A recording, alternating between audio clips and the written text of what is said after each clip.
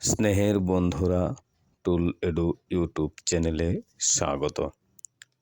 আজ আমরা গীতা সঙ্গ নিয়ে আলোচনা করব।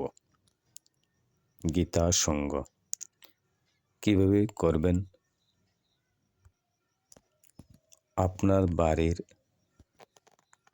ছোট বড় সবাই মিলে অথবা পাশাপাশি বাড়ির 3টি বা 6টি বা 9টি পরিবার নিয়ে এই সঙ্গ করা হবে।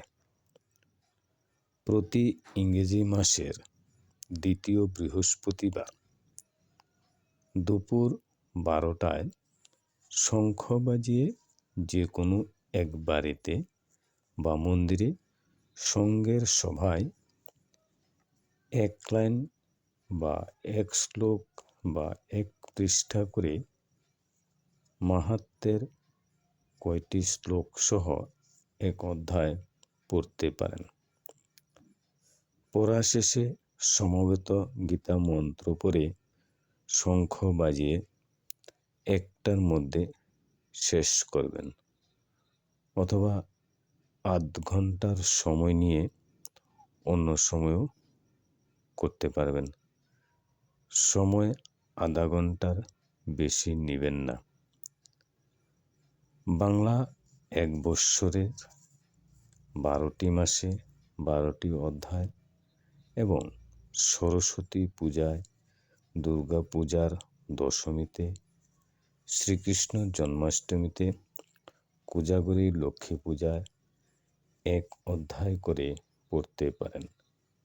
বাংলা বৎসরের প্রথম দিন প্রথম অধ্যায়, চৈত্র মাসের শেষ দিন বা চড়ক পূজার গীতা শেষ অধ্যায় মাহাত্ম্য সহ পড়া শেষে সামান্য মিষ্টি প্রসাদ দিয়ে গীতা ধ্যান করতে পারেন।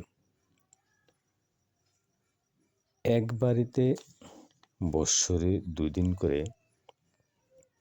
9টি বাড়িতে 18টি অধ্যায় পড়তে পারেন। যদি 6টি পরিবার হয় তাহলে এক পরিবারে বৎসরে 3 দিন, 3টি পরিবার হলে বৎসরে 6 দিন গীতা পাঠ করাতে পারেন। মাঝে 5 মিনিট আলোচনা করবেন। একদিন একটা, যেমন বৃহস্পতিবার নিরামিষ, একাদশী পালন, পঞ্চ প্রণাম,